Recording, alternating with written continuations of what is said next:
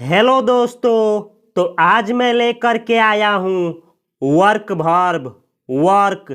इस वीडियो में हम लोग सीखेंगे कि वर्क वर्ब का हिंदी मीनिंग क्या होता है, और हम लोग सीखेंगे कि वर्क वर्ब का पांचों फॉर्म क्या होता है, और हम लोग सीखेंगे कि वर्क वर्ब से 30 प्लस वर्ड मीनिंग कौन कौन सा बना है, और हम लोग सीखेंगे कि वर्क वर्ब का और इनके पांचों फॉर्मों का और इनसे बने 30 वर्डों का किस तरह से सेंटेंस में यूज किया जाता है, और साथ में ही हम लोग सीखेंगे कि किस वर्ड का किस तरीके से उच्चारण किया जाता है। तो चलिए स्टार्ट करते हैं आज की क्लास का। और आज का वर्ब है वर्क वर्क वर्क वर्ब है। इसका हिंदी मीनिंग होता है काम करना या कार्य करना या कर्म करना या बनाना या चलाना या ढालना या चालू करना। यानी इन सारे अर्थों में वर्क वर्ब का यूज किया जाता है। यदि आप कोई काम करते हैं तो काम करने को इंग्लिश में वर्क बोला जाता है। अब हम लोग आगे बढ़ते हैं और हम लोग सीखते हैं कि वर्क वर्ब का पांचों फॉर्म क्या होता है। तो वर्क वर्ब का V1 होता है वर्क, V2 होता है वर्कड, V3 होता है वर्कड, V4 होता है वर्किंग, और V5 होता है works. Work, worked, worked, working, works. जानकारी के लिए मैं बतला दूं कि V1 और V5 का प्रयोग प्रेजेंट इंडेफिनिट टेंस में, V2 का प्रयोग पास्ट इंडेफिनिट टेंस में, V3 का प्रयोग परफेक्ट टेंस में, और V4 का प्रयोग कॉन्टिन्यूअस टेंस में किया जाता है, जो कि हम लोग इसी वीडियो में सीखेंगे। अब हम लोग आगे बढ़ते हैं और हम लोग सीखते हैं कि वर्क वर्ब से कौन कौन सा वर्ड मीनिंग मिलकर के बना है। वर्क वर्ब से मिलकर के बनने वाला पहला वर्ड है वर्क। ये वर्क वर्ब का V1 है। और दूसरा वर्ड है वर्क्स। ये वर्क वर्ब का V5 है। इसका प्रयोग जब नाउन के रूप में किया जाता है तो वर्क सिंगुलर नाउन का काम करता है और वर्क्स प्लूरल नाउन का काम करता है। वर्क और वर्क्स इन दोनों वर्डों का हिंदी मीनिंग होता है कार्य या कृति या कर्म या निर्माण या काम। यानी इन पांचों अर्थों में वर्क और वर्क्स इन दोनों वर्डों का प्रयोग नाउन के रूप में किया जाता है। अगला वर्ड है जो कि वर्क वर्ब से बना है worker. Worker, worker singular noun है। इसका प्लूरल फॉर्म होता है वर्कर्स। वर्कर और वर्कर्स इन दोनों वर्डों का हिंदी मीनिंग होता है मजदूर या कामगार। यानी मजदूरों की संख्या 1 हो तो आप वर्कर बोलेंगे, और मजदूरों की संख्या 1 से अधिक हो तो आप वर्कर्स बोलेंगे। अगला वर्ड मीनिंग है जो कि वर्क वर्ब से बना है वर्किंग। वर्किंग, वर्किंग ये वर्क वर्ब का V4 है। जब इसका प्रयोग नाउन के रूप में, यानी जब इसका प्रयोग आप जीरंड या नाउन के रूप में करते हैं तो इसका हिंदी मीनिंग होता है श्रमजीवी या कार्यकारी या व्यवहारिक या काम चलाऊ या सक्रिय या कार्यचालन। यानी इन सभी अर्थों में वर्किंग और वर्किंग्स इन दोनों वर्डों का प्रयोग नाउन के रूप में किया जाता है। अगला वर्ड मीनिंग है जो कि वर्क वर्ब से बना है वर्केबल, वर्केबल, वर्केबल एडजेक्टिव है। इसका हिंदी मीनिंग होता है व्यवहारिक या व्यवहार्य या साध्य। यानी इन तीनों अर्थों में वर्केबल वर्ड का यूज किया जाता है। जानकारी के लिए मैं बतला दूं कि ऐसा वर्ड जिस वर्ड के लास्ट में लगा हो एबल, वह शब्द एडजेक्टिव होता है। जैसे वर्केबल, प्रैक्टिकेबल, लिसनेबल, थिंकेबल, ये सारे वर्ड एडजेक्टिव होते हैं। अगला वर्ड मीनिंग है जो कि वर्क वर्ब से बना है, वर्केबिलिटी, वर्केबिलिटी, वर्केबिलिटी नाउन है। इसका हिंदी मीनिंग होता है व्यवहार्यता या सुकार्यता, व्यवहार्यता या सुकार्यता। ये होता है दोनों हिंदी मीनिंग, वर्केबिलिटी का हिंदी मीनिंग। जानकारी के लिए मैं बतला दूं कि ऐसा वर्ड जिसके लास्ट में लगा हो एबिलिटी, तो वह वर्ड नाउन का काम करता है। अगला वर्ड मीनिंग है जो कि वर्क वर्ब से बना है, वर्कबुक। वर्कबुक सिंगुलर नाउन है। इसका प्लूरल फॉर्म होता है वर्कबुक्स। वर्कबुक और वर्कबुक्स, इन दोनों वर्डों का हिंदी मीनिंग होता है कार्य पुस्तिका। यानी कार्य पुस्तिका की संख्या 1 हो तो आप वर्कबुक बोलेंगे, और कार्य पुस्तिका की संख्या 1 से अधिक हो तो आप वर्कबुक्स बोलेंगे या फिर लिखेंगे। अगला वर्ड मीनिंग है जो कि वर्क वर्ब से बना है, वर्कडे और वर्कडेज। वर्कडे सिंगुलर नाउन है। इसका प्लूरल फॉर्म होता है वर्कडेज। वर्कडे और वर्कडेज, इन दोनों वर्डों का हिंदी मीनिंग होता है कार्य दिवस। यानी एक कार्य दिवस को आप वर्कडे बोलेंगे और एक से अधिक कार्य दिवस को आप वर्कडेज बोलेंगे। अगला वर्ड मीनिंग है जो कि वर्क वर्ब से बना है, work group. Work group, work group singular noun है।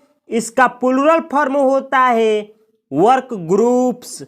वर्क ग्रुप्स, वर्क ग्रुप और वर्क ग्रुप्स, इन दोनों वर्डों का हिंदी मीनिंग होता है कार्य समूह। कार्य समूह, वर्क ग्रुप यानी कार्य समूह। यानी कार्य समूहों की संख्या 1 हो तो आप बोलेंगे वर्क ग्रुप, और कार्य समूहों की संख्या 1 से अधिक हो तो आप बोलेंगे work groups. Work groups. Work verb से मिलकर के बनने वाला अगला वर्ड मीनिंग है work house. Work house, work house singular noun है जिसे मैं ऐसे लिखा हूं। इसका प्लूरल फॉर्म होता है वर्क हाउसेस, जिसे मैं पीएल लिखा हूं। वर्क हाउस और वर्क हाउसेस, इन दोनों वर्डों का हिंदी मीनिंग होता है कार्यशाला या कार्यगृह या कार्य सदन। यानी ऐसा रूम या ऐसा हाउस जिसमें काम हो तो उसको आप बोलेंगे वर्क हाउस। अगला वर्ड मीनिंग है जो कि वर्क वर्ब से बना है, workload. Workload, workload singular noun है। इसका प्लूरल फॉर्म होता है वर्कलोड्स। वर्कलोड और वर्कलोड्स, इन दोनों वर्डों का हिंदी मीनिंग होता है कार्यभार या काम का बोझ। यानी कार्यभार को या काम का बोझ को इंग्लिश में बोला जाता है वर्कलोड। अगला वर्ड मीनिंग है जो कि वर्क वर्ब से बना है, workman. Workman, workman singular noun है जिसे मैं ऐसे लिखा हूं। इसका प्लूरल फॉर्म होता है वर्कमैन। वर्कमैन, वर्कमैन और वर्कमैन, इन दोनों वर्डों का हिंदी मीनिंग होता है कामगार या मजदूर। यानी जैसे वर्कर वर्ड का यूज किया जाता है उसी तरीके से वर्कमैन शब्द का यूज किया जाता है। अगला वर्ड मीनिंग है जो कि वर्क वर्ब से बना है, वर्कमैनशिप। वर्कमैनशिप वर्कमैनशिप नाउन है, इसका हिंदी मीनिंग होता है कारीगरी या कर्म कौशल। कारीगरी या कर्म कौशल, यानी इन दोनों अर्थों में वर्कमैनशिप वर्ड का यूज किया जाता है। अगला वर्ड मीनिंग है जो कि वर्क वर्ब से बना है, workmate. Workmate workmate singular noun है, इसका प्लूरल फॉर्म होता है वर्कमेट्स। वर्कमेट्स वर्कमेट और वर्कमेट्स, इन दोनों वर्डों का हिंदी मीनिंग होता है सहकर्मी, यानी ऐसा व्यक्ति जो साथ में किसी के काम करे तो उसको इंग्लिश में बोला जाता है वर्कमेट। वर्कमेट यानी सहकर्मी, यानी सहकर्मियों की संख्या 1 हो तो आप वर्कमेट बोलेंगे, और सहकर्मियों की संख्या 1 से अधिक हो तो आप वर्कमेट्स बोलेंगे या फिर लिखेंगे। वर्क वर्ब से मिल करके बनने वाला अगला वर्ड मीनिंग है workplace. Workplace workplace singular noun है, इसका प्लूरल फॉर्म होता है वर्कप्लेसेस। वर्कप्लेस और वर्कप्लेसेस, इन दोनों वर्डों का हिंदी मीनिंग होता है कार्यस्थल, यानी वैसा स्थान जहाँ पे कार्य किया जाए तो उसको बोला जाता है वर्कप्लेस। एक कार्यस्थल को आप वर्कप्लेस बोलेंगे और एक से अधिक कार्यस्थलों को आप वर्कप्लेसेस बोलेंगे। अगला वर्ड मीनिंग है जो कि वर्क वर्ब से बना है, worksheet. Worksheet worksheet singular noun है, इसका प्लूरल फॉर्म होता है वर्कशीट्स। वर्कशीट वर्कशीट्स, इन दोनों वर्डों का हिंदी मीनिंग होता है कार्यपत्रक। कार्यपत्रक, यानी कार्यपत्रकों की संख्या 1 हो तो आप वर्कशीट बोलेंगे, और कार्यपत्रकों की संख्या 1 से अधिक हो तो आप वर्कशीट्स बोलेंगे। वर्क वर्ब से मिल करके बनने वाला अगला वर्ड है workshop. Workshop workshop singular noun है, इसका प्लूरल फॉर्म होता है वर्कशॉप्स। वर्कशॉप और वर्कशॉप्स, इन दोनों वर्डों का हिंदी मीनिंग होता है कार्यशाला या कर्मशाला या वर्कशॉप, यानी इन तीनों अर्थों में वर्कशॉप वर्ड का यूज किया जाता है। ये एक ऐसा मकान होता है जहाँ पे व्यक्तियों को ये दिया जाता है कि आपको कहाँ पे काम करना है। अगला वर्ड मीनिंग है जो कि वर्क शब्द से बना है, work time. Work time work time noun है, इसका हिंदी मीनिंग होता है काम का समय। वर्क टाइम यानी काम का समय। अगला वर्ड मीनिंग है work wise. Work wise work wise का हिंदी मीनिंग होता है काम का ढंग। काम का ढंग, वर्क वाइज यानी काम का ढंग। अगला वर्ड मीनिंग है जो कि वर्क वर्ब से बना है, work week. Work week work week का हिंदी मीनिंग होता है कार्य सप्ताह। वर्क वीक यानी कार्य सप्ताह। वर्क वर्ब से मिलकर के बनने वाला अगला वर्ड मीनिंग है वर्कफोर्स। वर्कफोर्स वर्कफोर्स का हिंदी मीनिंग होता है कर्मचारियों की संख्या या श्रम शक्ति। वर्कफोर्स यानी कर्मचारियों की संख्या या श्रम शक्ति। अब हम लोग सीखेंगे कि किस तरह से इंपरेटिव सेंटेंस में वर्क वर्ब का V1 का प्रयोग किया जाता है। तो अगर आपको किसी से कहना हो काम करें, यानी आप किसी को ऑर्डर देते हैं या फिर एडवाइस देते हैं और आप कहते हैं कि काम करें या काम करो, तो आप इंग्लिश में बोलेंगे वर्क। वर्क यानी काम करो या काम करें। अगला सेंटेंस है, अगर आप किसी से रिक्वेस्ट करते हैं और बोलते हैं कृपया काम करें, तो आप इंग्लिश में बोलेंगे please work. Please work. Please यानी कृपया, वर्क यानी काम करें, तो इसका हिंदी मीनिंग हुआ कि कृपया काम करें। अगला सेंटेंस है, अगर आप किसी को मना करते हैं और आप इंग्लिश में बोलते हैं काम न करो या काम न करें, तो आप इंग्लिश में बोलेंगे don't work. Don't work. Don't work यानी काम न करो या काम मत करो। ये प्रोहिबिटेड सेंटेंस है, यानी इस सेंटेंस का यूज आप किसी को काम करने से मना करने के लिए करेंगे। अगला सेंटेंस है, अगर आपको किसी से कहना हो, रिक्वेस्ट करते हुए आप किसी से अगर कहते हैं कृपया काम न करें या कृपया काम मत करें, तो आप इंग्लिश में बोलेंगे please don't work. Please don't work. Please यानी कृपया, डोंट वर्क यानी काम न करें या काम मत करो, तो इसका हिंदी मीनिंग हुआ कि कृपया काम मत करो या कृपया काम मत करें। अगला सेंटेंस है, अगर आपको किसी से कहना हो खुद पर काम करें, तो आप इंग्लिश में बोलेंगे work on your self. Work on your self.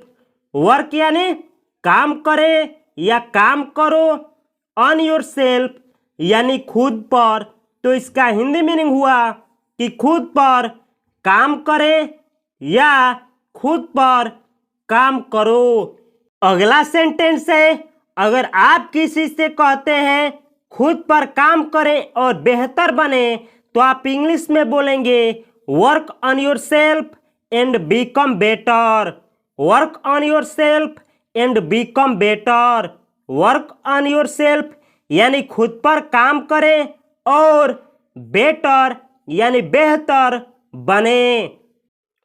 अगला सेंटेंस है, अगर आप किसी से कहते हैं अपने लक्ष्य प्राप्त करने के लिए मेहनत करें या अपने लक्ष्य प्राप्त करने के लिए मेहनत करो, तो आप इंग्लिश में बोलेंगे work hard to achieve your goals.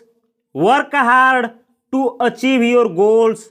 Work hard यानी कड़ी मेहनत करें या फिर मेहनत करें, टू अचीव यानी प्राप्त करने के लिए, योर गोल्स यानी अपने लक्ष्य को, तो इस सेंटेंस का हिंदी मीनिंग हुआ कि अपने लक्ष्य को प्राप्त करने के लिए कड़ी मेहनत करें या मेहनत करें।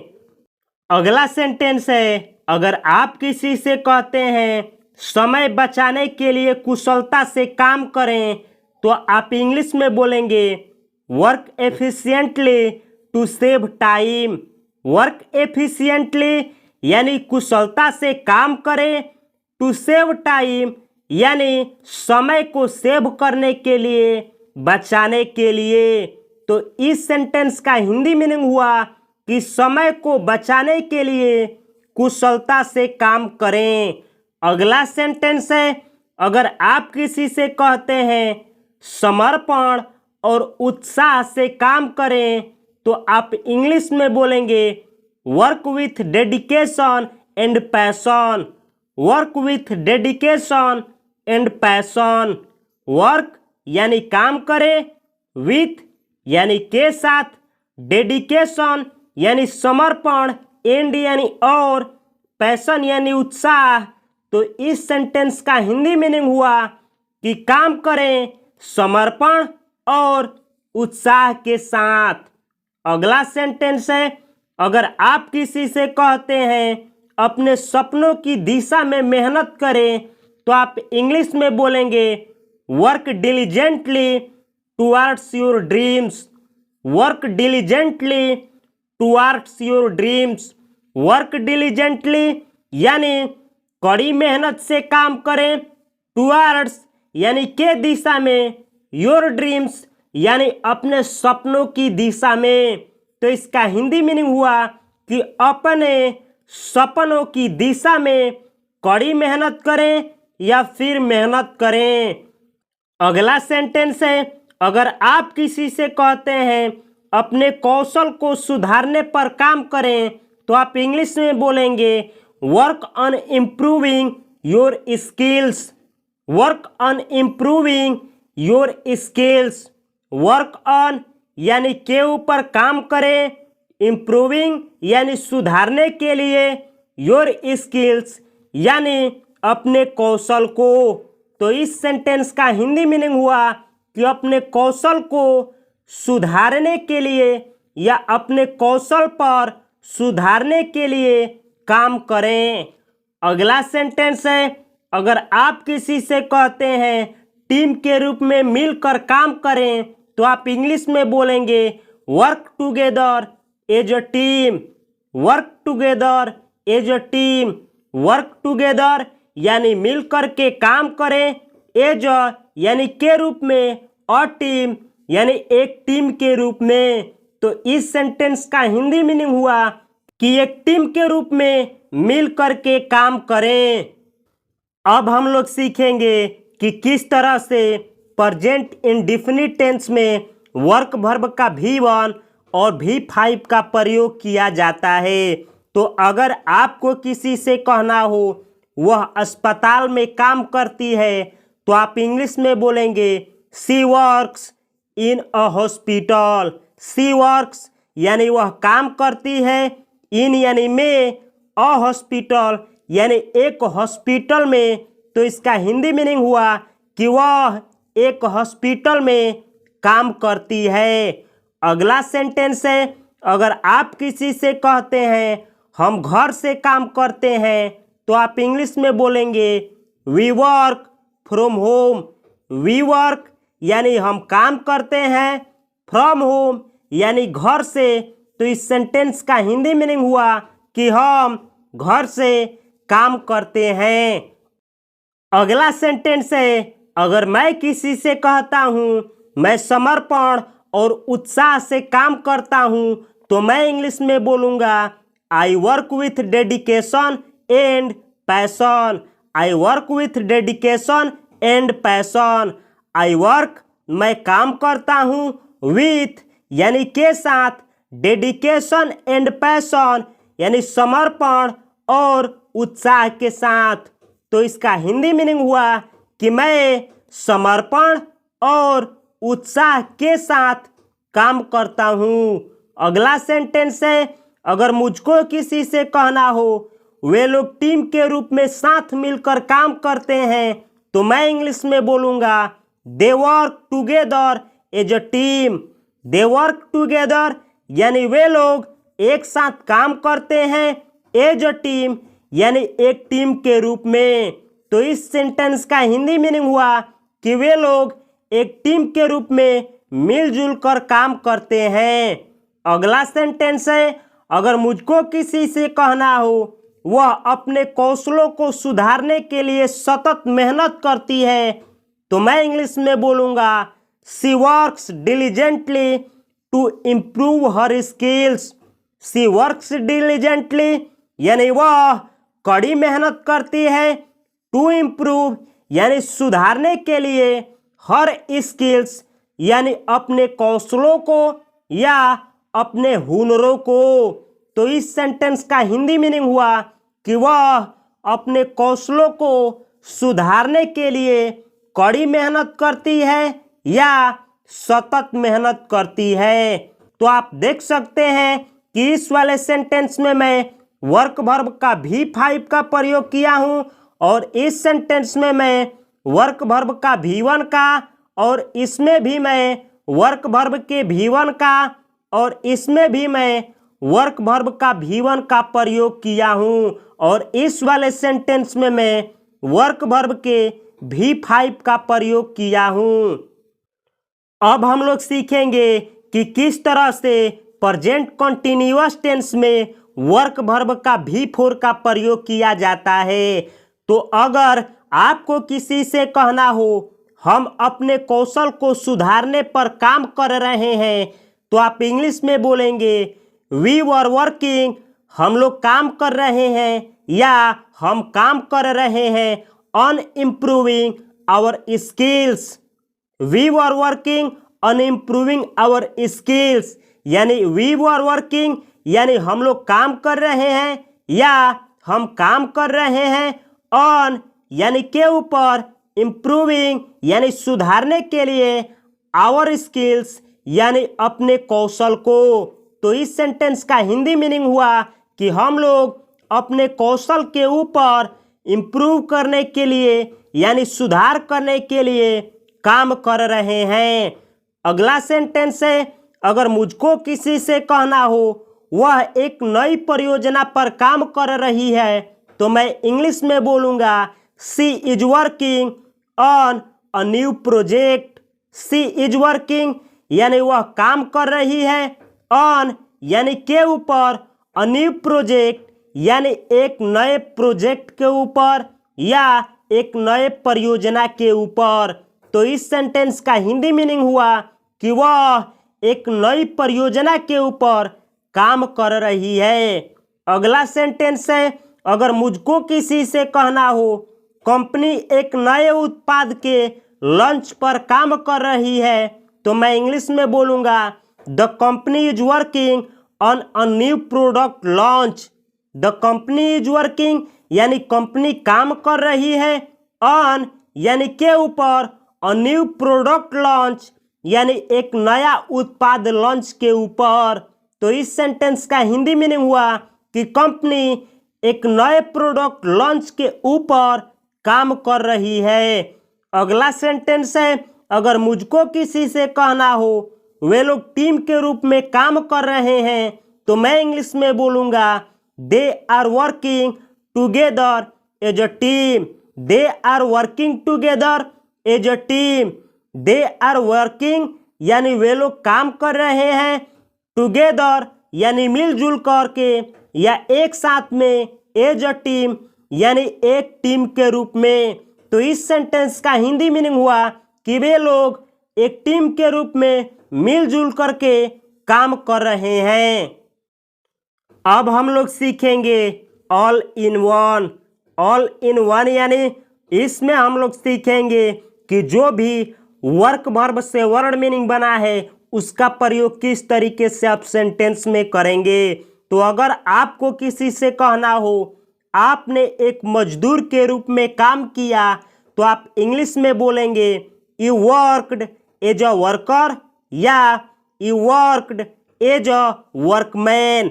यानी इस सेंटेंस का हिंदी मीनिंग हुआ यू वर्कड आपने काम किया, एज अ यानी के रूप में, अ वर्कर यानी एक मजदूर के रूप में या अ वर्कमैन यानी एक मजदूर के रूप में। तो आप इस सेंटेंस में देख सकते हैं कि यहाँ पे मैं वर्क वर्ब का V2 का प्रयोग किया हूँ और यहाँ पे मैं वर्कर का प्रयोग नाउन के रूप में और वर्कमैन का प्रयोग मैं नाउन के रूप में किया हूँ। ये दोनों वर्ड वर्क वर्ब से बना है। अगला सेंटेंस है, अगर आपको किसी से कहना हो सहकर्मियों ने काम किया, तो आप इंग्लिश में बोलेंगे द वर्कमेट्स वर्कड। द वर्कमेट्स यानी कर्मचारियों ने, वर्कड यानी काम किया। तो इस सेंटेंस का हिंदी मीनिंग हुआ कि कर्मचारियों ने काम किया। तो आप देख सकते हैं कि यहाँ पे मैं वर्कमेट्स शब्द का प्रयोग नाउन के रूप में किया हूँ और यहाँ पे वर्क वर्ब का प्रयोग मैं V2 के रूप में किया हूँ। अगला सेंटेंस है, अगर आपको किसी से कहना हो वह एक कामकाजी पेशेवर है, तो आप इंग्लिश में बोलेंगे she is a working professional. She is a working professional. She is यानी वह है, अ वर्किंग प्रोफेशनल यानी एक कामकाजी पेशेवर। तो आप देख सकते हैं कि इस वाले सेंटेंस में मैं वर्क वर्ब का V4 का प्रयोग एडजेक्टिव के रूप में किया हूँ, क्योंकि इस वर्ब के पहले आर्टिकल ए लगा है। तो जिस वर्ड के पहले आर्टिकल लगा होता है वह वर्ड एडजेक्टिव होता है या फिर एडवर्ब होता है, तो ये वाला वर्ड एडजेक्टिव है। अगला सेंटेंस है, अगर आपको किसी से कहना हो कंपनी में विविधता से भरी श्रम शक्ति है, कंपनी में विविधता से भरी श्रम शक्ति है, तो आप इंग्लिश में बोलेंगे the company has a diverse work force. The company has यानी कंपनी के पास है अ डाइवर्स वर्क फोर्स यानी अलग अलग तरह की श्रम शक्ति। तो इस सेंटेंस का हिंदी मीनिंग हुआ कि कंपनी के पास अलग अलग तरह के श्रम शक्ति हैं। तो आप देख सकते हैं कि इस वाले सेंटेंस में मैं वर्क फोर्स शब्द का यूज नाउन के रूप में किया हूं।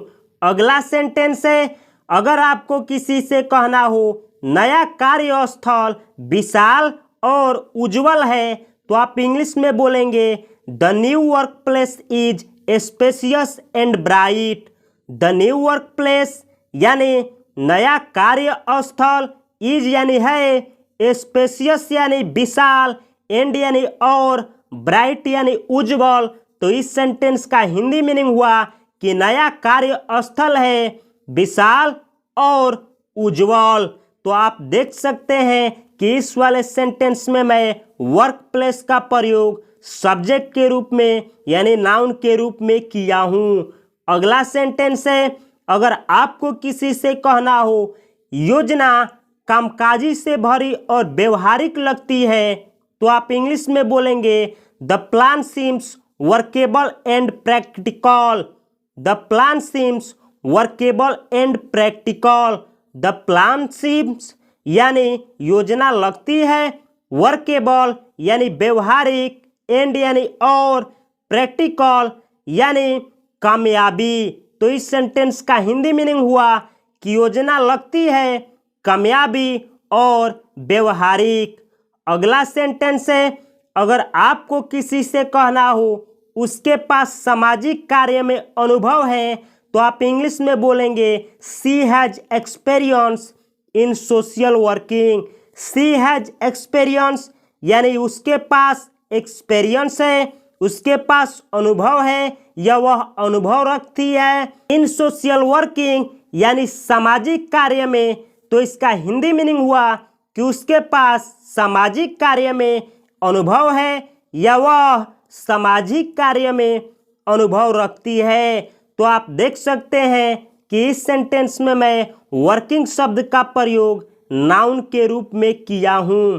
तो ये रहा आज का क्लास। अगर आप लोगों को इज आर एम का प्रयोग नहीं आता है, तो आप प्लीज बी वर्ब का प्रयोग देखिए, यानी बी वर्ब के ऊपर मैं वीडियो ऑलरेडी बना चुका हूं। आप प्लेलिस्ट से जा करके मोस्ट स्पोकन वर्ब सीरीज से बी वर्बों का वीडियो वॉच करिए। बी वर्ब का फॉर्म होता है is are am, was were, be been. और अगर आप लोगों को हैव हैज हैड का प्रयोग नहीं आता है, तो हैव वर्ब का वीडियो देखिए और आप लोग सीख जाएंगे कि हैव वर्ब का फॉर्म होता है have, had, had, having, has. किस तरीके से हैव हैज का प्रयोग होता है आप लोग हैव वर्ब के वीडियो से देख सकते हैं, या फिर आप लोगों को एडजेक्टिव, नाउन, प्रोनाउन या एडवर्ब पहचानने नहीं आता है, तो नाउन, प्रोनाउन, एडवर्ब और एडजेक्टिव वाला वीडियो देखिए जो कि इसी चैनल पे है। तो आज का क्लास आप लोगों को कैसा लगा प्लीज कमेंट बॉक्स में कमेंट करिए, और अगला वीडियो में किस वर्ब के ऊपर लेकर के आऊं ये भी कमेंट करिए। मिलता हूं मैं अगले वीडियो में अगले वर्ब के साथ। तब तक के लिए आपको पूरे फैमिली को, यानी आप लोगों की पूरे फैमिली को मेरी तरफ से बहुत सारी हार्दिक शुभकामनाएं। नमस्कार, जय हिंद।